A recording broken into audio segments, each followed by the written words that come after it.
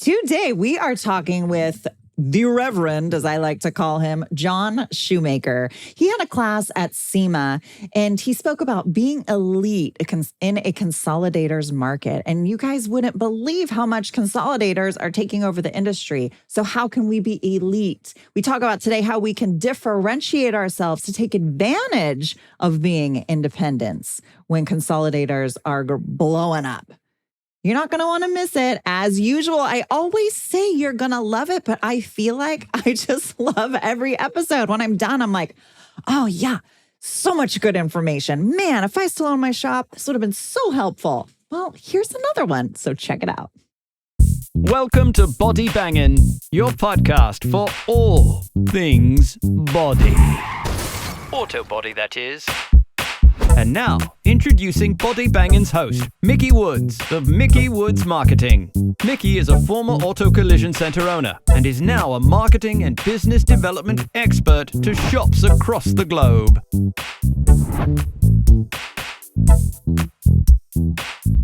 Hello, everybody, and welcome to today's episode of the Body Bangin' Podcast. Today, I am talking with my good buddy. I call him the Reverend John Shoemaker. Hello, John. Hey, Mickey. How you doing today? Good, good. And the reason I call John the Reverend is because I feel like every time I hear him speak, I'm like, preach it. Amen. Yes. Try to keep it real. Tell it like it is, you know? And you do. And we love that about you. Seriously. So John and I kind of had a little collab moment. So John Shoemaker, for all of you that don't know, he's no stranger to the podcast. John's been on before. If you see us at an event anywhere, we're usually around each other somewhere laughing and snickering and being silly because that's what we do. And also learning, of course. So John's been in the industry for a long time. He now works for a paint company, which allows him opportunity to go and visit a lot of shops. John, you see a lot of things that work and don't work. And it's nice because you have a perspective similar to mine, where we're able to look at things kind of from above rather than being caught in the day-to-day. Don't you agree that's really helpful for you? Yeah, I think it is because, I look back, when I was in a shop and I go, wow, that was a pretty good idea. I wish I would have known that, Yeah. Like when I was in the shops, because you're in it, all day long, and you're kind of captured in your circle. And point. Unless you belong to an auto body association or attend some type of meeting, you're right there. I was talking to one of my customers a couple of weeks ago, and he goes, man, I really need to get into one of your performance groups because I don't have any peers. I'm here in my shop all the time. And unless you call me or come around, I don't have anybody that I can bounce things off of. Yeah. Peer relationships. And of course, we just got off on another tangent that I think those are so important. Yeah, I know, right? Leave it up to us. We had a topic and we're just going. Right. Yeah, there we go. Squirrel, right? So back to, our topic, you're not able to see those things that I see in shops. I had talked to this shop about parts management, getting things organized. And this guy's probably got 50 parts cards. Totally not being used like they're supposed to be. Wow. And so he goes, first thing hey, John, you got to come see this. Look what I've done. And I see all these stationary shelves put up. He goes, what do you think of that? I says, well, you still have the receipts. He goes, what do you mean? I said, you need to take these all down. Yeah. You missed something in the translation. Right. And what happened is he took what I said, he gave it to his parts manager. His parts manager, well, I know how to organize parts. I need shelves. And no, so we need parts carts. And so I showed them how to organize the parts carts. And they're much better in shelves because they're mobile. Yes. You don't have to put parts on the shelves and then take the parts off a shelf to give to the user. You can wheel the cart out there. So yes. Yeah. And it's the beauty of it. And so it gives John a great perspective. And I think that's why everybody loves to have you talk at the different events. And John recently spoke at SEMA. He and I both had classes at SEMA with SCRS. And John came to my class, and then I went and listened and sat in John's class. And what was interesting is neither one of us had spoken about what we were going to talk about. Yet we both sat in each other's classes, and there was quite a bit of overlap. We talked about it in different ways, but our concepts and what we were talking about were very much in the same vein. We see a lot of the same issues because we both get to be on the outside, kind of outside, inside. We're kind of that middle ground where, I'm a former shop owner. John works with BASF. I work with shops every day. He works with shops every day, yet we're not in the driver's seat. We're not in the manager seat anymore. And so we had a little collaboration moment of let's bring some of these things that we spoke about in our classes to you guys through the podcast, because there's so many great things that I feel like we can offer up to you for your consideration that could help you be a lot better, because you might not have a John in your shop. You might not have somebody like he's saying. You might be on an island where you're trying to figure it out all on your own. And if you are, this is a great place for you to potentially take in some information and start maybe tweaking what you're doing, at least give you a different perspective. I think, John, would be at least a start. 100%, and that's what I love about these podcasts, is that we both had about 45, 50 people in our sessions. For Collision Cocktail Hour?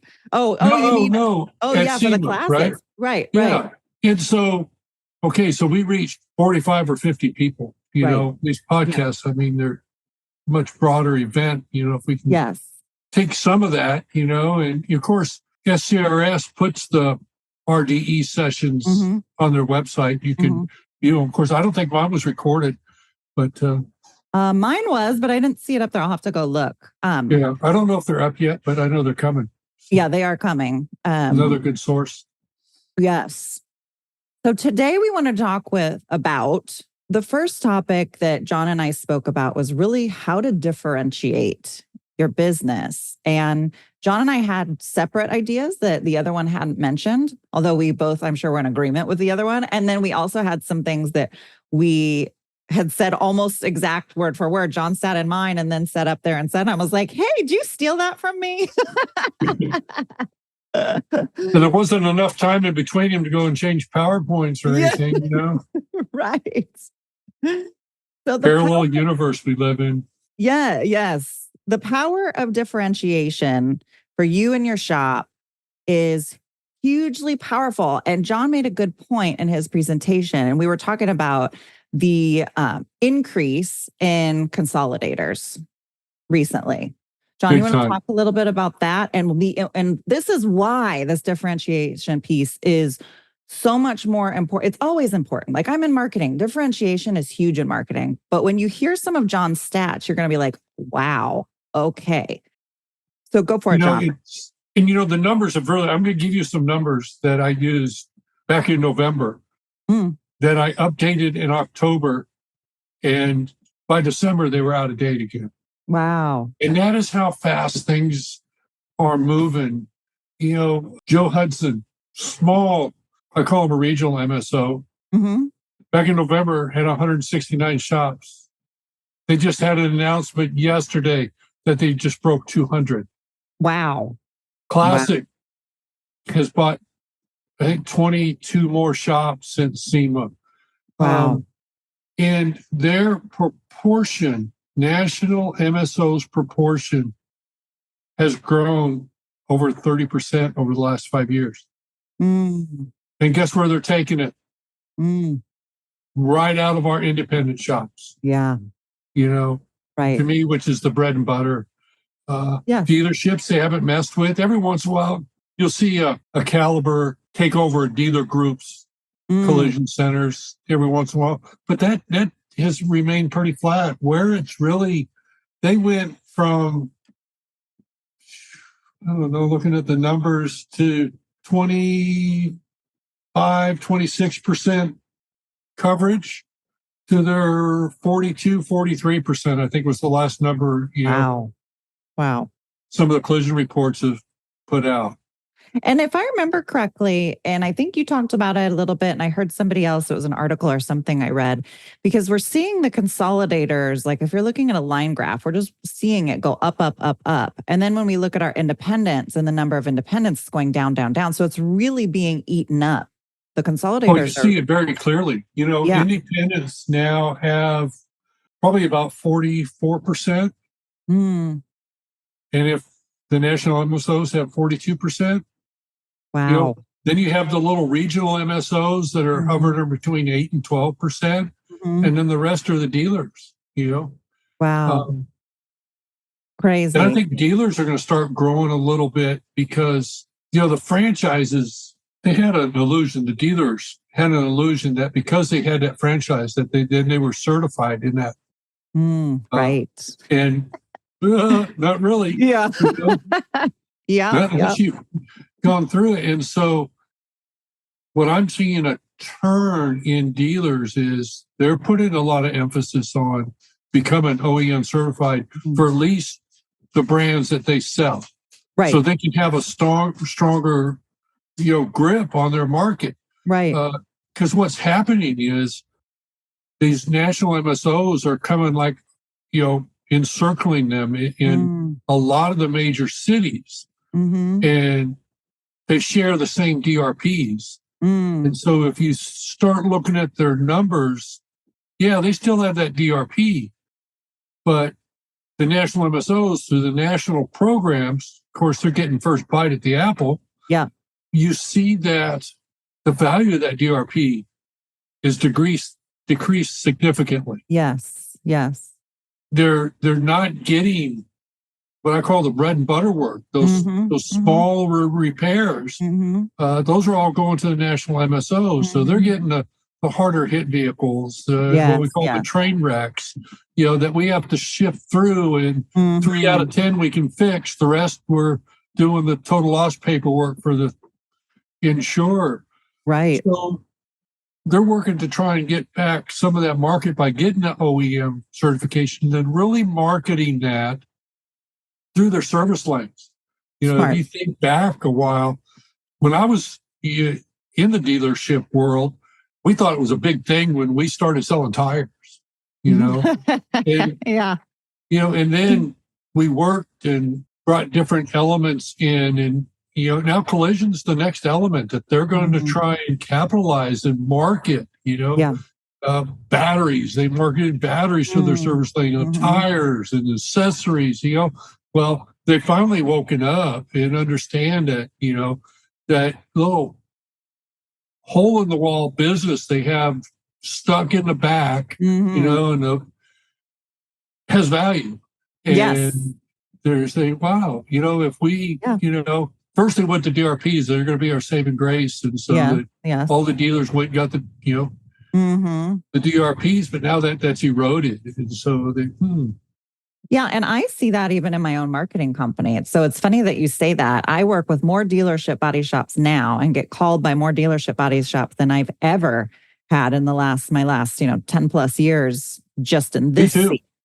Same thing. Right. I probably have 6 or 7 dealership groups or individual dealers that I'm working on, OEM certified packages for. Right. Crazy. Yeah. A total shift. So when we kind of look at the overall picture of, we see the consolidators increasing, we see the independents decreasing, and my heart is for the independent shops. Being an independent shop owner, that's who I work for. That's who I work with every day. That's who we partner with. And I think the key is, how do we separate ourselves so that people want to come to us as the independents versus the consolidator? And we know the consolidators, we deal with a big insurance push, and there's all of that. And I really think, and John said in his session as well, is this is the time we are ripe to differentiate ourselves, because people don't know. The average consumer doesn't know the difference from one body shop to the next. All they know is who seemed to be the professional, maybe who treated them better. They don't know what they don't know. Don't you agree with that? Yeah, who has their ear? And if you look at the commercials that are out there, who has their ear? And my session was, how to be elite in a consolidated market, Yes. which is how do you stand out in that consolidated market, and really understanding what your difference is, and I've taken customers around, and I'm sure you've done something similar, Mickey, is, we've gone around and the guy says, well, I got 10 body shops around me, we're all body shops. Yeah. Maybe you are, but I almost guarantee you that you aren't. Yes. Yes. So we drive around. What is different? What do you do different than them? Look at their websites. What do they brag about? Yeah. And most often they're not really bragging about anything. They're just, right. They're body shops, right? We fix your car. Yes. I do work with a couple website companies, and when I had my consulting, I worked as a consultant with them because they want to know how to sell to body shops to make it. I says, but you got to talk about what's different. Yeah. I look back at an ABRN article I wrote probably 10, 12 years ago that, how to market your difference. Yes. And, that's the key. And I think one of the leverages that an independent shop needs to focus on is that OEM certification. The thing that makes you the professional, the repair authority. Right. Right. And if you take that, I was doing some front office training for one of my larger customers up in Maryland, and I made them look at websites, and I made them look at theirs. And what's key is they've never looked at their website before. They don't know. That's true. The website had their mission statement on it. It showed their purpose. It explained everything, but the employees never looked at it. Right.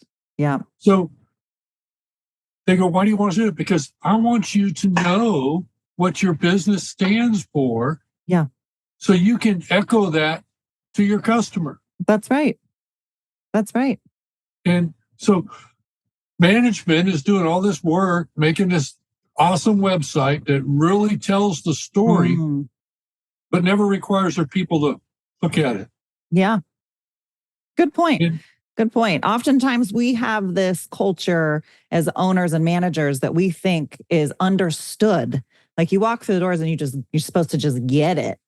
Right. And oftentimes people don't just get it. And it's important for them at all levels to totally understand. And I agree with you. I think any marketing that's being done should be known by all the staff. So you're all on the same page. So you're all working towards the same common goal. I think that's what you're saying. And as we look through these, I says, what do all these websites have in common? And they say, that we do first-class repairs, we're ICAR certified, we're this, And I said, what does that really mean to anybody? Yeah. And, and we both laugh because we both talk about how people push on their website that they're ICAR certified. Yes. That only means something to us, right? Yeah. We have to explain the benefit, right? And the value to the customer. Yes. But I said, how many of those websites out there really said that he did anything for the people?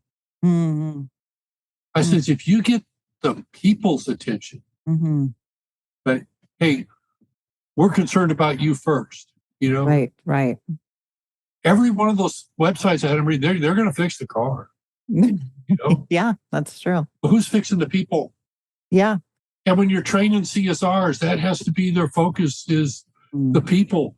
But if we don't catch their ear about we're here to take care of you, and while we'll have people that take care of your car, we want to take care of you first. If you don't push that out, well, then the strongest voice is the insurers that say, hey, we've got shops that will get your car fixed quickly, boom, boom, boom, boom, boom, right? Might not necessarily 100% maybe the right way, or even know that the person exists. I'm going to interrupt this podcast for just one quick second, because a lot of people wonder, Mickey, what is it that you even do besides host a podcast? Well, I do marketing, and really the biggest thing that I do is help you drive more traffic to your business. And not even just more traffic, but consistent traffic to your business. As a former shop owner, I know how important that is. So if that's something you're interested in, or you just want to talk about marketing or developing your business in general, feel free to reach out. You can visit collisioncentermarketing.com. There's a calendar on there, and you can just book a time that works for you, and we'll set up a phone call. Or you can email or call me, and my notes are down in the description of this episode. But I hope to hear from you. I'd love to help you build your business. But in the meantime, you better get back to this podcast because it's really good. Well, and that's something that I'm going to piggyback on what you're saying, because we talked about some in the beginning part of my session is like the logical brain and emotional brain. And when the consumer gets into an accident, they are not operating out of a logical brain. So you can talk all you want about all these logical reasons why you should come here, but they are in a highly emotional limbic brain state where it's fight or flight. There's no reasoning, there's no logic. So if you make them feel like they're safe, if you bring them in, like you were saying, if you make it all about them, they feel that, now they feel safe, they're much more likely to go there. And part of the reason why insurance companies have so much power is because of all the branding and all the commercials. So people feel like they can trust them. So when they get into an accident and they're not necessarily being logical, they're being very emotional. It's like, well, if my insurance company says to go here, then I'm going to go there because that's what I need to do. And that feels good because it feels safe. Okay, well, then how can independence help the consumer feel safe, feel cared for? Because yes, it's their car, but at the end of the day, they're really not so concerned about their car as much as they really are about their own emotional well-being in that moment, which is very interesting of a perspective that we don't often see shops recognizing, that I think you're talking to. And it goes back to, well, because I'm going to need a rental car. Well, they're not going to let us have rental cars. They'll have your car. And, right. The faster you put that customer into that comfort is where I think you were going. The faster you put them into that comfort, and relay that you're going to get them to that comfort, whether it's another vehicle or even just getting them home, because you have no idea where that customer's calling you from, or, like say what state of mind they're in, and first thing is, oh, sorry you had an accident, but we're OEM certified and our car trained people are going to take care of your car. And they're going, what? Yes, totally. So, explaining your difference in a way that people will understand it, how it moves them past that point of pain. Yeah. Beautifully said. I agree.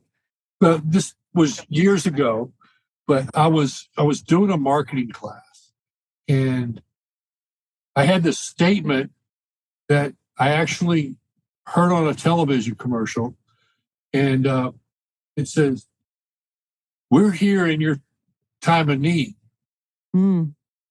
We don't necessarily want that need to be today, but when it arises, we want you to know we're here for you." And the guy goes, "Man, that's a good slogan, man. What shop had that?" So the one shop was a funeral home. Oh, wow. But think about that. Yeah. Because people aren't driving around having an accident and say, okay, I remember that John said he was iCar certified. Right. When we have an accident, we're thinking of how we can get to that comfort. Yes. Yes. And just like that funeral home, we're not driving around to die. Yeah. But does that thought not cement in your head that, hey, I remember that they told us? Yeah. And then I'm thinking this was outside Raleigh, North Carolina. It might have been in Florida, as much as I'm around the world.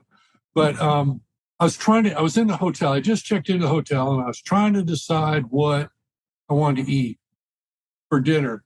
And I kept hearing this tap, tap. And I looked out my window, and there's 5 baseball fields right outside the window of my hotel. Wow. I says, I'm going to go watch some kids play baseball, and I'm going to eat a hot dog. I love it.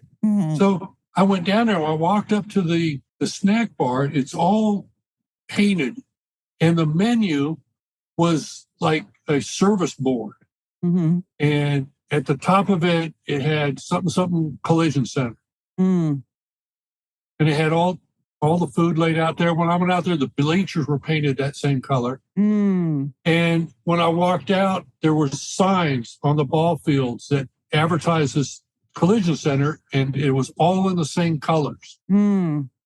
You know, I was driving around to another shop the next morning, and I went by one of those shops. What caught my attention was the colors. Yeah. That branding. I love that. Mm-hmm. So he was focused on getting people's attention to recognize him. Yes. When they needed him. Not necessarily today or tomorrow. Right. Yeah. How powerful is that? Yeah. So your difference can be a lot of individual things. Yes. But knowing what those are and getting those, customer facing. That's huge. Yeah. It's so important.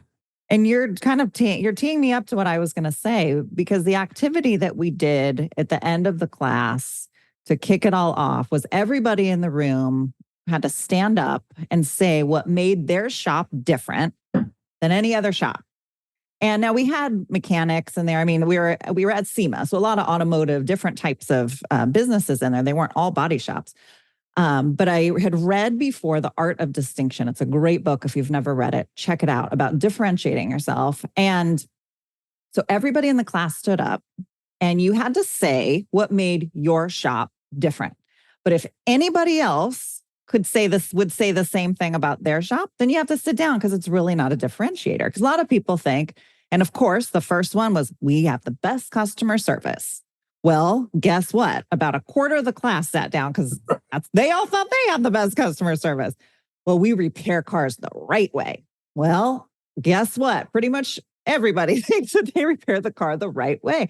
Like, what you think your differentiators are, if your competitors are all saying the same thing, it makes you no different. Now, you may repair the car the best of anybody, but if anybody else is claiming it, it's now not a differentiator.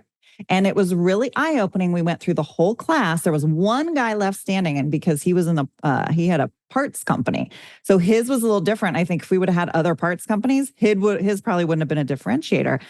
So it's interesting, and it really makes you think, what makes me different? And I think a key to creating a differentiator and recognizing it and then putting it out so everybody else knows is get with your team. Don't try to come up with it, because then in class, we kind of had a brainstorm moment. People were really struggling. And I said, get with your team, because you in your own mind, you get stuck in your own mind, but get with your team about what, if you're not already doing something to differentiate yourself, what can you do? There was, I had a guest a little while ago, Robert Snook, and he works with body shops out in the UK. And he said one of his shops created a sign. So when the customer would come into the drive, there would be a sign on a parking spot, and all the other spots were packed. So it's like, where do I park? And there was the guy's name, like, welcome, Mrs. Jones. Please park here. And she was like, oh my gosh, wow. This is my spot. So she got out, she took a selfie with her in front of her sign. And that for them was a differentiator, because no other shops were doing that. So it's like it doesn't have to be a big thing. Like, we're talking about certification, and that is a differentiator. And you obviously want to educate, and there's a lot of things going on with that. But you can also differentiate yourself by the little things. And it goes back to what we were talking about, John, is how is it making people feel? How does it make you feel, John, if you pulled up to your barber or whatever, and it's John Shoemaker, please park here. Welcome. Happy to have you today. You'd be like, oh my gosh, thank you. Right? It makes you feel good. When I walk into Hilton's and my name's on the TV. You know? Yes, exactly. It's things like that. It doesn't have to be huge. And then market it, like you were saying. How do you get it out to the public to let people know? Like this other guy having the colors and that really branding and that standing out. That's a differentiator for him. How many people are listening right now do something like that? And putting your sign up on a baseball field is not the same. This guy had the bleachers. He had the menu. He had the signs. He did the whole thing. Yeah. That's different. Yeah, all the buildings out there were painted in the same color schemes as his collision centers. I love it. And if I were him on his website, I'd have a picture of that baseball set. Yeah, that ball field. Absolutely. And I have to, go back. And one of the things I brought up was there's 3 brands that people recognize just from a picture. National brands. And it's Apple, it's Amazon, and it's Chick-fil-A. Nothing spectacular about their businesses, right? Right. But they're brands. They own the customer. And that takes us back to what we were talking about. Who has their ear? Yeah. So understanding your difference and then getting that out to people, which I always thought referral was, the best way. When you pull your newly repaired vehicle into your driveway, there's 5 people looking at it. You have your neighbor on either side, and you have the 3 people across the street. Yeah. Because and if the shop failed, one of them's going to come and tell them, hey, your car looks good, but your taillight's out. But the others, they saw it probably when it was damaged, and now they see it fixed. Yes. Yes. And, brand awareness is give that customer 5 cards and go give it to those 5 people. Great idea. Love that idea. Those people might not have a wreck today, but they might back into each other pulling out of their driveways the next morning. You never know. Right? I've done it. Now they have this card, Yeah. I love that idea. We need to start that immediately. And a lot of these things are not anything crazy. And I think that it comes down to the heart to help. The reason why we do what we do, not just to fix a car, but we do what we do to be a service to people, to care for people. Really, when we talk about our heart mission, the reason why you and I are in this industry is to help people, why we love what we do. And if we can take it up a notch when we find something that we can do that then separates us from all the others.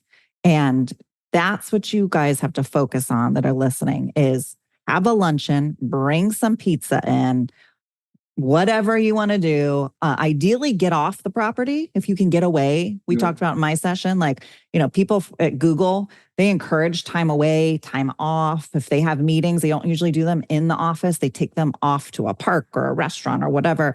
Try to get away with your people. But if you can't, at least go in a conference room, get some food, get out of your regular everyday space. Let those creative juices flow. And I guarantee you guys are going to come up with some stuff. There was a shop years ago I heard about, and they created their own hot sauce. Did you ever hear about that?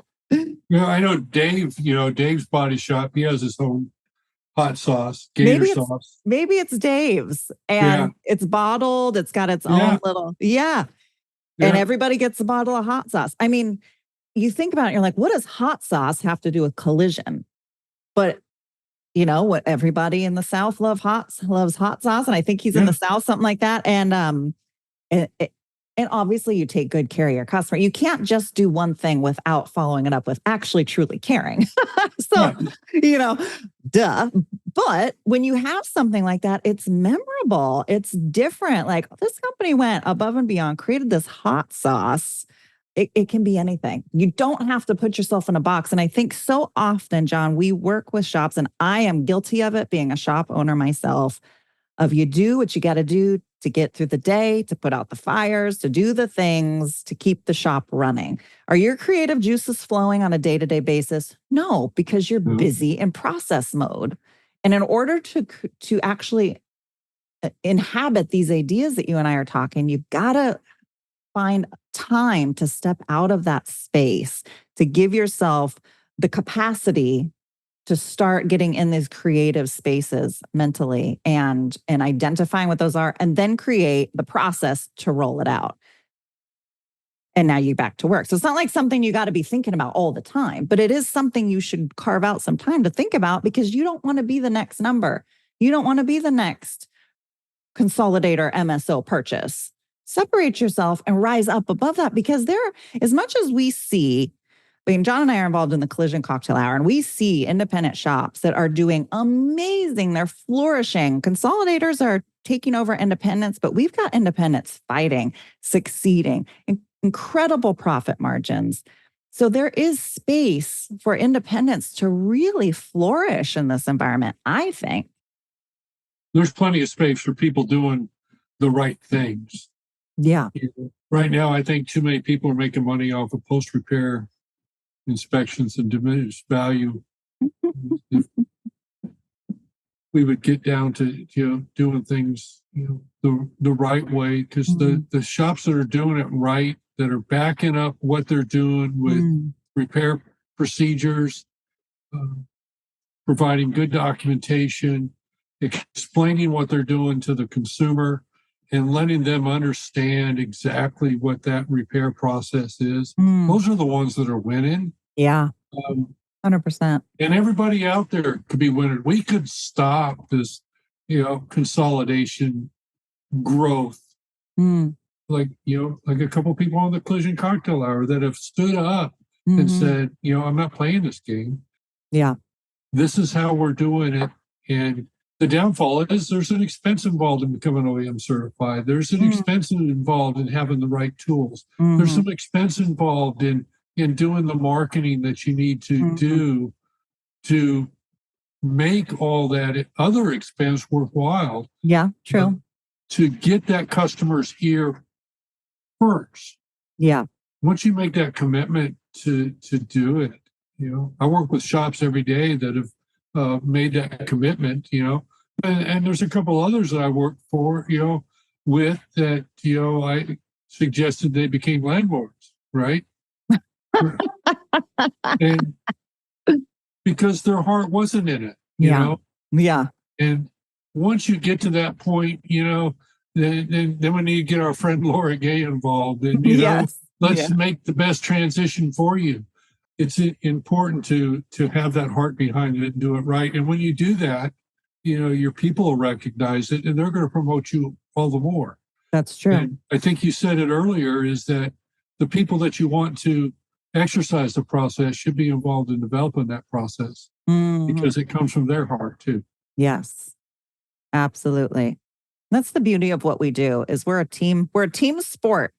This isn't golf. We're a team sport. And there's a lot of beauty in that. It can be a struggle because we've got a lot of moving pieces, and there's so much beauty in it. And when we collectively are on the same page, like you were saying, with the same heart, wow, mountains can be moved. And you and I see it, and it's really, really cool.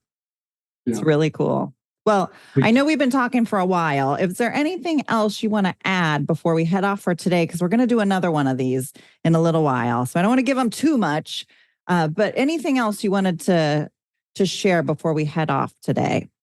Yeah, I just closed and saw is that customer and that relationship you build with that customer is what powers your business. Amen. See, this is why John's the Reverend. Amen. It's, without that customer, you don't have anything. Yeah, truth bomb right there. Mic drop moment, John. All right. Well, we're going to wrap up today. John Shoemaker's information is in the show notes below. So if you want to chat with him or you want to chat with me, we're always open to helping shops, independent shops specifically, and regional MSOs. I'm sure John works with them as well. And also, we invite you to be a part of the Collision Cocktail Hour. If that's something you guys want to do and you're in a body shop, I'll put the link in there. So if any of you guys want to join, we meet once a month.